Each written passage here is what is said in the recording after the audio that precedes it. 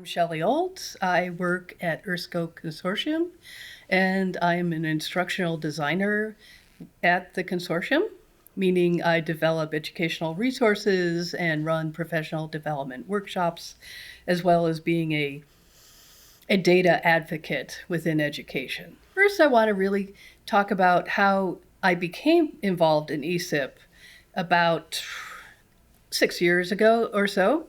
I was invited to be a speaker and to share some of the tools, visualization tools we have available to the education community.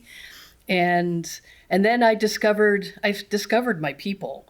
They're into data. They want to be able to share their information about data and make it more interoperable, which is an area that I've had to deal with for a long time, to be able to either get the data into a format I can use that I can then give to teachers, or just to convince other data professionals to make it into programs. So that's the first thing of like why I love ESIP, is very welcoming, even though I'm not per se a data scientist. A lot of times I come here more with my education hat on, which means how can I use this data to communicate what we have, geodesy, GPS data, how can we make that usable within a learning community?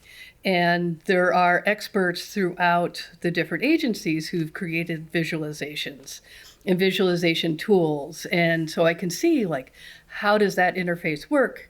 What makes it so cool with their audiences? Maybe I could pick up some of those techniques and use it in my own. So I've been able to connect to other people who have struggled with the same kinds of issues. And even though I might not know, let's say, all the programming to make it happen, they've worked with me to make this data more usable.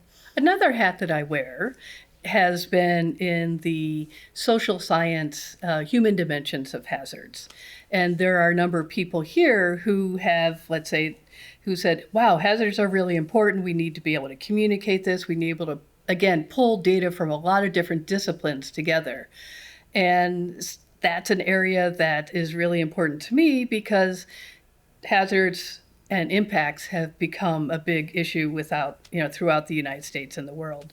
And so without this community, I wouldn't have had that kind of data-centric overlap. There are other conferences that talk about the social science part, and that's really important.